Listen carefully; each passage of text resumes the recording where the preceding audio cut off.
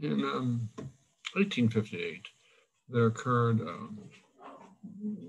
remember the Civil War begins in 1861, April of 1861. There occurred one of the great political moments in American history, and probably actually one of the great moments, period, in American history.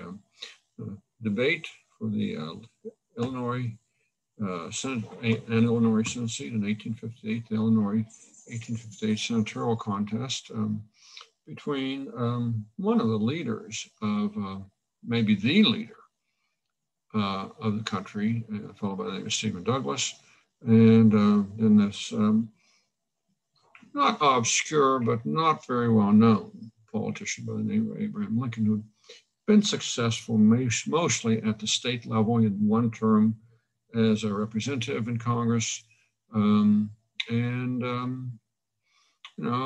he was a significant guy in Illinois up to a point, but he hadn't been in office in a number of years, and so his reemergence as a politician began back in 1856, and now he's running for the Senate, for the U.S. Senate. So, very important debate. Stephen Douglas, short, called the Little Giant, probably a little bit, overweight, a little bit too fond of alcohol, but nevertheless one of the best minds ever to grace the U.S. Senate. Very smart man, and one of the few politicians who had support in both North and South. Mr. Lincoln, of course. Lincoln always talked about how ugly he was, and I guess that's how he comes down in history, but I don't know. I don't know that he's that ugly. This is Lincoln in 1858, and maybe he's not handsome, but certainly he's a striking, kind of determined-looking figure there. His eyes underneath those eyebrows and the set of the jaw and all that, I think. I think Lincoln sold himself short, but it was probably good for him politically to do so. The Lincoln-Douglas, the preamble to the Lincoln-Douglas debate was, Douglas was a leader of the compromise forces. There weren't many left in the United States at this point, but Douglas, if things were going to happen in Washington, they're probably going to happen because Stephen Douglas, who was the incumbent senator, this is his third election for the Senate, he was incumbent senator. And I think something was going to happen in Washington, something important was going to happen in Washington. It's probably going to happen because Stephen Douglas wanted it to happen. He was one of the few people who could work, with almost everybody. Lincoln, in his years in the Illinois State Assembly, had proven himself to be a very competent politician, a leader. And he represented a new party, the Republican Party, which had been founded to oppose the Kansas-Nebraska Act. And there's a video on YouTube here, which I've cut regarding Bleeding Kansas, which you might want to take a look at. Lincoln, who is by far the underdog, challenged Douglas to a series of debates. And here's a rule for you all, some advice. If you're in the lead, don't debate your opponent. You're just giving that opponent free advertising. But for some reason, Douglas agreed. But Douglas is a very practiced, experienced politician. For some weird reason, which I can't begin to fathom, Douglas accepted Lincoln's challenge, and they agreed to a series of 7 debates across Illinois. Douglas, being the leader of the country at a time when the country was literally just inches from coming apart, these debates were well attended not just by people from Illinois, but by people from all over, the Midwest, and particularly when they debated someplace that was close to, Indiana or Iowa or someplace like that. There were professional stenographers taking down every word. The newspapers reprinted these debates. For somebody of Lincoln's position, which is an okay politician, but not very well known, this was gold. And again, it just makes you wonder what in the world Douglas was thinking of when he accepted these debates. But anyway, accept it he did. The debate format, I wish we would do something, if not quite like this, a lot more like this today. The first speaker would speak for an hour. Then the opponent, his opponent, would respond for an hour and a half. And then the first speaker would then rebut for half an hour. And if, since stenographers took this down, and since Lincoln himself published the debates in 1860, we know pretty well what was said. You know, again, these are often brilliant arguments these two men are advancing. It's remarkable reading, and if you ever get a chance to, you ought to read them. Having said that, it wouldn't it be nice if, say, instead of giving in modern 21st century presidential debates, wouldn't it be great if we allowed somebody to speak for 5 minutes on a question and then allowed their opponent 3 minutes or 6 minutes or something like that, and then allowed a rebuttal of one or 2 minutes? I mean, certainly it would, I think it would stop some of the chaos. I'm not sure it would stop all of it, but it would certainly be a lot more meaningful, and people would have to come prepared, not with one-liners, but with arguments. So that's my opinion. Now, these guys are politicians. They want to get votes. And when they were in Southern Illinois, which was pretty pro-Southern, they would lean toward the South. When they were in Northern Illinois, the candidates would lean toward the North. And they weren't fools. One thing, though, is that both of them stuck to their core beliefs, but they had different ways of framing it. And when it wasn't something dealing with a core belief, they were quite willing to fudge some of their secondary beliefs. No matter what happened, though, the debate was over slavery and over its extension, whether or not you should be able to take slavery out of its present location and extend it to other places. So in America, most of America was not organized at this time. Most of the United States was not organized. It was still up in the air as to whether or not you could have slavery in a place like Kansas, or slavery in a place like New Mexico, or for that matter, California, which is kind of going to have slavery, only it's not going to be an official slave state. So,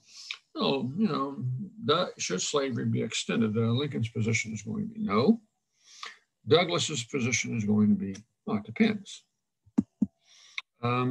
And this all came out in the Freeport Doctrine. The second debate was in Freeport.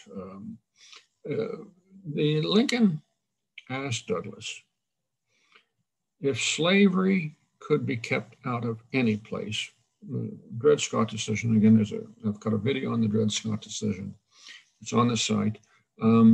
Lincoln asked Douglas if slavery could be kept out of any place. And the implication of the Dred Scott decision is no, it can't. Douglas responded with what he thought was a very clever answer. Douglas said, well, legally, no, you can't. I mean, Dred Scott pretty much says that. But practically, yes. And Douglas went on to explain that if people in a locality did not want to have slavery, then all they had to do was not provide police and other support for slavery, and would go away. And of course, if you don't police, slaves escape, they run away. Maybe you have riots, sometimes you have worse. And so obviously, if you don't give slave areas police powers to police slavery, then slavery is not going to exist there. Well, that's a great answer in a debate. It's a lousy answer in politics. Both Northern and Southern Illinois hated Douglas's answer, and it probably cost him the popular vote. Lincoln's going to get over 50% of the popular vote. But in those days, and up until 1913, state legislatures elected the Senate. The popular vote wasn't a beauty contest. what it was, the popular vote essentially determined how many people got elected, of which party got elected to the state assembly, to the state legislature. And the way Illinois was just districted, Lincoln had a broad vote, but that loses some districts. And Douglas won enough votes in enough key places that the state assembly would re-elect Douglas. And Douglas is like the most powerful senator in the United States. And frankly, in my opinion, Illinois would have been crazy to throw somebody with Douglas's power and authority and skills out. That's my opinion. It's a political opinion. I think legally and morally, Lincoln probably had the better of this debate, and it showed up in the long run because these debates were often brilliant. They were rhetorically beautiful. And Lincoln, of course, played the homespun attorney, and Douglas was a great statesman. But you go back and you can read these debates to this day with a great deal of enjoyment. The Freeport Doctrine probably cost Douglas much support in the South, and I know it cost him much support in the South, and probably cost him the presidency because he's going to run in 1860, and he's going to come awfully close, but he's not going to do it, simply because he doesn't have any support in the South, and he also lost some support in the North. And so in terms of popular vote, he's going to come in second, but he's not going to get a lot of electoral votes. Lincoln, on the other hand, went from being just a good state politician to being a household word, and he's going to go on a speaking tour after this through the North, and he's going to become known. He's not going to be the most famous Republican, but he's going to be maybe the most acceptable Republican. In some interesting ways, though, the two men agreed on a really important issue. And that is that Lincoln stated several times, in so many words, that either one side or the other would win in the long run, either become pro-slave or pro-free. Of course, a House divided occurs in this debate. It occurs when Lincoln accepts the Republican nomination for the Senate seat, so a House divided against itself cannot stand.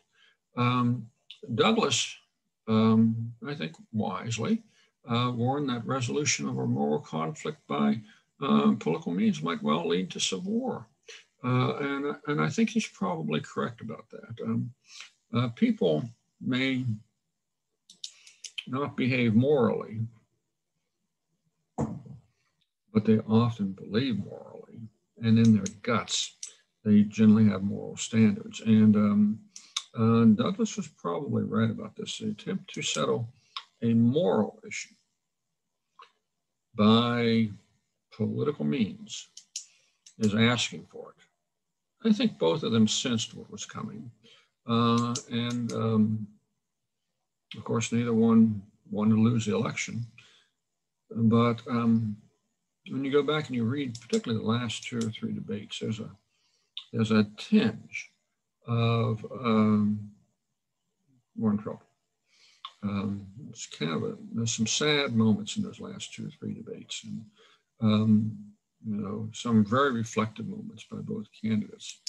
So they occurred in the October debates in particular. The debates ran about 2.5 months. So anyway, this is a very important moment in terms of the Civil War. And as I say, I think both men knew what was about to happen. I doubt that they were certain as to the fact that this was going to end up in blood and flame and all of that. But Andrew Jackson, back in 1832, Jackson was a slaveholder. But he said, that after, if you do go to war, what are you going to get out of it? Are you ever going to be at peace? And of course, the legacy of all of this is that here we are more than 150 years later, and we're still arguing about some of these things. So I think that You know, we need to think about these things a little bit more than we do. And we also need to recognize the brilliance of both Lincoln and Douglas. So everybody take care out there. Stay healthy. Be safe.